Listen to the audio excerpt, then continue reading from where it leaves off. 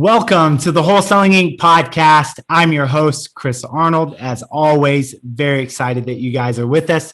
If you're tuning in, you are actually stepping into a 3-part series. We are doing part 2 today, so definitely go back and check out part 1.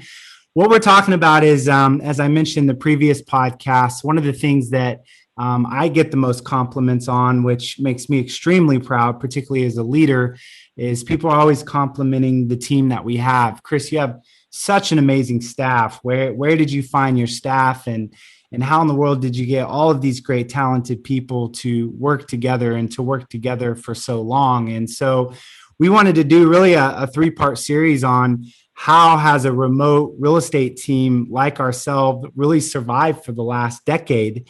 And previously, we hit on a few things just to retouch, but definitely go back and listen. This entire series has been really created by my team because I asked them to answer this question, not myself. And I took down the notes of, why they felt we as a team really have as deep of a culture that we have and as tight knit as we are. And so last time we talked about the importance of promise keeping, the importance of really caring about each other and the totality of each other's lives, and the importance of just being radically transparent. And in the last series, we really are breaking down stories that represent these things. And so if you're tuning in, team building is everything. I believe that teams, not individuals, change the world. I believe that if you're building a team and you have massive turnover, it's going to slow down the growth of your organization tremendously because you're going to be constantly hiring and firing. I don't think you'll ever really get the freedom that you're looking for if you don't have a team. I know a lot of people ask, Chris, how is it that you're able to live down in Tulum and to really kind of get that lifestyle business that we're all working for? And that's an easy question for me to answer because it comes down to how incredible the team is that we have. And then I think without a team, honestly, you just miss out on the joy of the journey of doing it together. And so, again, if you're listening today, you might be brand new to real estate, never done a deal, don't have anyone. You might be a 2 or 3 person team, or you might be a large team. But I can tell you at some point, what we're talking about is going to be something that is going to be applicable to you. And so what we want to do is create a series of just talks in which really from the heart, like not textbook at all, just like how in the world have we survived together for this long going through what we've gone through. So let's pick back up the conversation today on part 2 with really kind of 3 more things that we felt like have kept us together for this long. The next one really is about trust. Trust in the sense of trusting each other's opinions. Trusting each other in the decision making that we're making together. Really, as a leader, like how far do you trust your team? And I can tell you the moment in which you will know how far you trust your team, and that's when you go through a downturn. I've been in business now for 16 years. I started in 2005, which means I, of course, went through the downturn of 2008. And then our industry is wholesaling. Depends on how long you've been in the game or not. We went through quite a bit of a downturn starting in around 2018. That was a year when a lot of people were really kind of representing the fact that revenues for a myriad of reasons had potentially dropped by 50%. And so that was a really, really tough year. So I want to kind of kick this off to you on the story and this concept of trusting each other's decision making, and how strong is a team and how strong is a leader, and how much do you know whether or not a leader trusts their team, honestly? And I'll say it when the shit hits the fan.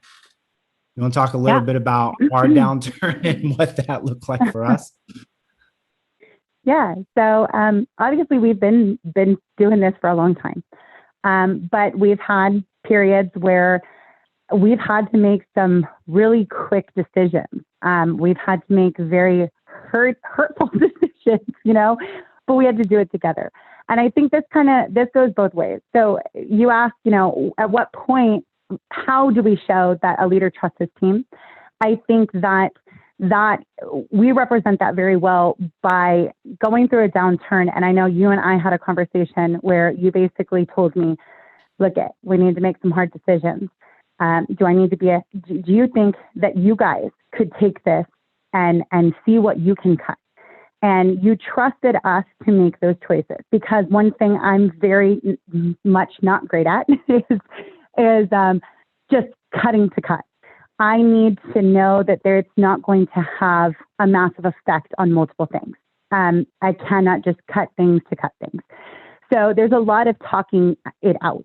And at that point in time, I think the most recent time that we had, you were handling multipliers, you were in Tulum, you were doing a million things and trying to launch something else. And so I really needed to rally our team, our core team of leaders together, and we needed to do this together. So I think that moment where you told me that you had complete faith that we could make these decisions, it's your company, and you trusted us to make those cuts. That was really big for me. And another part of that is how we kind of showed that we were loyal through that process. Because I'm going to tell you, it's pretty easy to cut technology. It's pretty easy to cut the random things. What's not easy is to cut people, especially people that are talented and doing everything right. That's very difficult. This isn't a case where you have to cut people because they're doing poorly. You have to cut people that are talented and really excelling. It's a whole nother decision. And so when I brought this to our team, our core team, and I said, we need to make some cuts or we're not going to be able to come out of this properly. We need to do this. Not one person on that call hesitated when it came down to their paycheck. They didn't want to leave. That wasn't the situation. It wasn't, hey, you can just fire me. It was, hey, how about this? How about you cut my pay to half pay until we're out of this? And it was a volunteered thing. This was them coming to me with this. And I remember one team member said it, and every single person on that call was like, yeah, absolutely, absolutely, absolutely. That is totally unexpected. To not even have to ask. They were all willing to jump in and take that cut, that temporary cut. There was others that said, take my whole paycheck, but I'm not leaving. I'm going to support the company. So I think it's kind of a twofold thing. It was you giving us the trust you were trusting us enough to make these decisions and knowing that we were going to do that. We were going to cut what we had to cut because we wanted to survive, because we stood behind what the mission is. But then on the other side of that, it was people, team members volunteering their paychecks because they knew that there was more to this that they wanted to be a part of. And I'm going to tell you, the ones that did, they continued to work just as hard as if their pay was at full. We saw no type of slack. There was none of it. They just kept pushing. And I think that shows on both sides how we mutually respect each other as a team. And we want to do this together. Yeah. I think it's a great story because I think there's a few things that come out of that, particularly from a leadership perspective. What I will tell you is, as a leader, what I find is when things get difficult at the top, what leadership usually does, and let's say you're an individual person or maybe you have a business partner, all of a sudden, a lot of the meetings start happening behind closed doors. There's a lot of closed doors. There's a lot of quiet conversations. And what I learned is that the more difficult things get in your organization, the more wide open you actually need to keep that door so that everybody can hear the conversation of what's going on. There's an old principle that I love, and it says, you've got to run your business like an aquarium. And if you want to know whether or not you trust your team or not, what I always ask people is, how much have you actually opened up your books to the people in your organization? Now, that doesn't mean you open all your books to every single people in your organization, but there are those that are there as your key people, as your directors, and as the leaders in your organization that cannot help you navigate difficult times if they don't really know what's going on. And so what I find a lot of leaders do is they hide during that time and they try to pretend that everything is okay. And I love what my CFO has always told us here. And that is, he always says, you got to go open kimono. you got to show it all. You can't hide the numbers from your team, particularly in difficult times, because what that means is that you're putting all of that pressure on yourself to try to figure out how to navigate this. And Sierra, as you knew, within that particular circumstance, I knew that I was not going to be able to navigate all of that, as well as the other businesses and things that we had going on at the same time. And what I thought was amazing was that I could take something as difficult as, hey, I don't know that we're going to make payroll. I don't even know where to begin to solve this problem, but I'm going to trust you guys. If you get together, around the table, that you guys are going to be able to figure out what needs to happen. And I want you guys to imagine that if you're listening that, I think a lot of situations, a leader would come in and say, well, you're fired. There's a X amount of cut across the board, blah, blah, blah. And it's more of a dictatorship type of decision because of the way that we run our team. And again, this is what this podcast is about, why we have stuck together. Is I said, there's no way that I can make that decision. I can't make that decision for them. That's their livelihood as well as mine. And so we took that challenging circumstance. We put the leadership team together, and the leadership team came through with solutions that enabled us to navigate that very difficult time. So what I would say is, as you guys have said it, and I've just taken notes on this process, like, if you want to last for 10 years, the question comes down to how much do you really trust the decision-making of your team? If everything feels like it's about to fall apart and the potential end is near, do you hoard all the decision-making yourself at that point and go, well, I trust them, but when it gets this difficult, I'm going to take the ball away from them? Or do you have the approach and the mindset of, hey, it is really difficult right now. I actually have to lean into trusting my team more than anything else. And of course, as a leader, that's not fun. That's super vulnerable. No leader likes to come in and open up books when things are challenging. When things are going really well, yeah, it's great to show off your books. Look how much net we made this month. Let's celebrate that. That's easy to do. But when you're losing the game, that's a little bit more difficult. But I'll tell you the thing that I took away from that was I realized that the team that we had was showing up so much more than for the business. They were showing up for the mission. And I really felt at that point, as a leader, I felt that they were also showing up because they trusted me and they believed in me that I would figure out how in the world to get us out of that particular difficult situation. And so I think that that's a really great story, Sierra, of what bonded us together. Let's go to the second one. And it overlaps a little bit. We just began to touch on it. I remember reading one time that there are two types of employees. There are those that show up for a paycheck, and there are those that show up for the mission. And I can tell you that if you look at your organization and put people into one of those two buckets, you will realize that those are two completely different team members. Those that show up for the paycheck, when things get hard, they're out. They're there for the paycheck. But if you have people that show up because they deeply believe in the vision that you have and the mission that you have, at times when things go up and down, and regardless of whatever is coming down, they're going to stick around a lot longer because they're there for the mission. I know for me, and this has been my perspective, and I've had some arguments in the past with some previous people about this. I always realized that the most important thing that we ever built was never the business itself. It wasn't even the model. It was the chassis.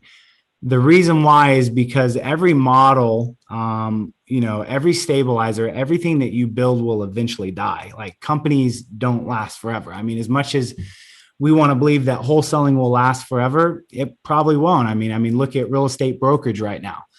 That's been around for a long time, but that's on the cusp of going away. Look at the taxi industry. Look at, iTunes and everything that happened there with the music industry. So everything that you will eventually step into industry-wise and as a model, they all have a certain length of time in which they'll run, but at some point those things will be disrupted. And so I've always had a deep belief that the thing that was always going to stay intact, The thing that I would always have that mattered most, that would transcend industry, that would transcend time, that would transcend disruption, would be the strength of the team that we built.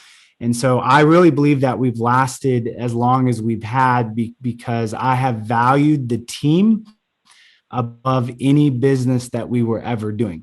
Krista, you and I have talked a little bit about this, but your mindset has always been, I know you, Chris, 3 years from now, we definitely won't be doing what we're doing. 10 years from now, we won't be doing what we're doing. But the one thing that will always remain consistent is the fact that we built such a great team that it doesn't matter what we decide to tackle, we can go build any business together. Do you want to touch on that a little bit? Because I know you really, really understand that philosophy and believe it. And that's what I truly believe. We happen to be in wholesaling. We happen to have these other businesses right now. In 10 years, we may not have them. We may be raising puppies. It doesn't matter because we have a strong team that everybody has a role, and people grow into roles as we roll through businesses. I have served many different roles, but the core people, we can run any business. And I tell people all the time that I work for Chris Arnold. I just don't work for the business. I work for you. And whatever we're doing, that's what we're doing. And if we're doing something else next week, that's what we're doing. Because it'll still be this great group of people and we'll still be working together. We just may be selling hot dogs. Who knows? Exactly right. But I think with that mentality is if you believe the most important asset you have is your team, and you deeply believe that, I believe that you will treat and lead and love that team much differently than if you don't believe that the most important asset you have is the team itself. And honestly, I don't see a lot of people that have that belief system. I've gotten into some heated debates where, hey, just fire everybody on the team and let's focus on the model. And my mindset is like, the model doesn't matter. What is going to stay consistent forever is how difficult and how hard it was to assemble the team that we have. Like if you wanted to rip my soul out, that would be, tearing apart the team itself. Now, if wholesaling or any of the other companies we run in those industries fall apart, yeah, that's tough. You have to pivot. But it wouldn't really affect me as much because I know that the family is going to stay intact and we can go run any business together. That's what great teams do. So I think that that's a really, really important piece. Let's go down to the last one for today. And that is, this has been interesting what I've learned over time. There was a time early on where I felt like I was responsible for maintaining the standard and firing people. But I can tell you there's a point where if you build a talented enough team, they'll actually just weed each other out. I don't fire people anymore. There's times where when I say fire, I'm not the one that brings it up. Usually it's brought to me and this person is fundamentally being voted off the island by the rest of the people because over time, what begins to transcend is a standard. And if somebody doesn't meet that standard within the organization, then everybody else looks at that person and says, you know what, they just don't make the cut anymore. So Scarlett, you want to talk a little bit about our experience when it comes out of the fact of what has kept us together so long is that we've had the willingness to have some necessary endings and to weed people out pretty quickly that either didn't meet our core values or really didn't meet the level at which we, expect each other to function within the organization? Sure. And this has really been hard for a team like ours because we're all so close.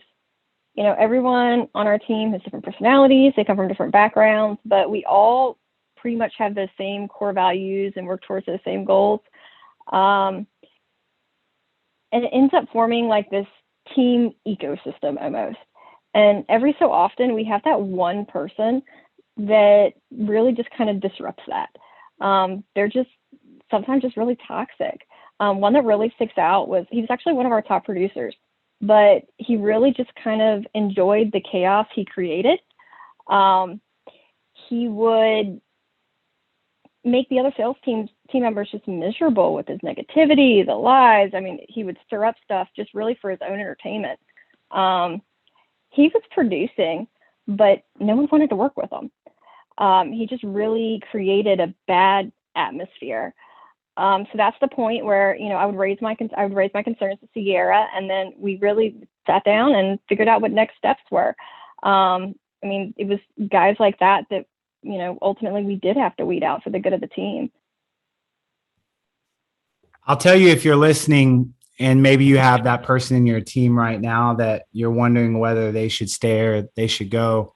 I remember sitting around an EO table one time. I was a part of entrepreneur organization. And this guy said, this is the only question you'll ever need to answer on whether or not you should fire someone or not. And I said, what's that question? And they said, well, if you know everything about that person that you know right now, and you were all the way back at the very beginning and they were sitting across the table from you, would you offer them the job, knowing everything that you know about them now? And it's really interesting because I think that cuts through a lot of BS, because either you're going to get a hell yes or a no from that answer. And we've utilized that question quite a bit to determine whether or not somebody should stay within the organization. And as I say, you can't save a plant by overwatering it. At some point, you've got to prune that rose bush and you have to let it go. And so, the 3 points with this particular talk that we really want to lay down is, number one, the thing that's kept us together, or what, Krista and Sierra and Grace and Scarlett have really helped me understand is, Chris, you've trusted us to really make some of the most difficult decisions rather than hiding off in some dark cave by yourself to make those. Because you did that, we felt empowered. We felt like we have a voice. We felt like we have control around the destiny of the organization and particularly our future, because we've agreed to follow you. The second thing is the fact that we are mission oriented. We are not showing up for a paycheck, but we are showing up because we believe that over time, this team will more and more impact the world. And, I won't get into a lot of that, but for those of you that do know me, we're definitely not in this because of real estate. We just view it as a vehicle to be able to impact the world. It's a great vehicle. It's a vehicle that gives freedom of time and freedom of resources to really go out and solve some of the bigger problems that exist in the world, because we really believe that you can't rely on government to solve most of the problems that are out there. Most of the problems that exist will be solved via the private sector, being small and large businesses that take the funds that they create to go out and solve those. And then the last thing, I hope that you heard is you've got to be willing to weed people out. You've got to be able to create a culture that not just you have a standard, but everyone in the organization is on the same page on that standard. And when someone doesn't meet that, it's not you just pointing the finger.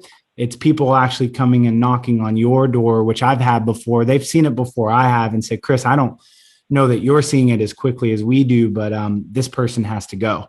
They're not meeting the standard that we have. And so I believe that because we have maintained a certain standard within our organization as a whole, we've not allowed any bad apples to come in and ruin the overall culture, because I know anyone listening understands that it only takes one person to come in. That's a virus that will literally come through and disrupt the entire organization and the entire culture as well. So those are a few things for us that have been just essential, that we feel like have kept us together for the last few years as well. So this is the end of part 2. We have one more series coming next Wednesday, just talking about how we've stayed together for almost 10 years. And as always, we would love to help you if you're interested in setting up your radio. It's something that we're passionate about, something that we've been doing for 10 years ourselves. It's funny, we've been doing Sierra Radio for as long as we've been working together. I just put that two and two together. That's actually pretty crazy. So I never connected those two dots. So if you're interested in radio and setting up a marketing channel that creates inbound calls for you, that we know is what would be considered low maintenance and creates that local celebrity status, myself, as well as the ladies that you're hearing on this call, are a part of that as well. We'd love to be able to help you set that up and get that up and going. So as always, you can check us out by booking a call. You can go to wholesalinginc.com/REI radio. Again, that's wholesalinginc.com/REI radio. Book a call and see if your market's open. And to the rest of you guys, we will catch you soon when we add more value. Talk to you later.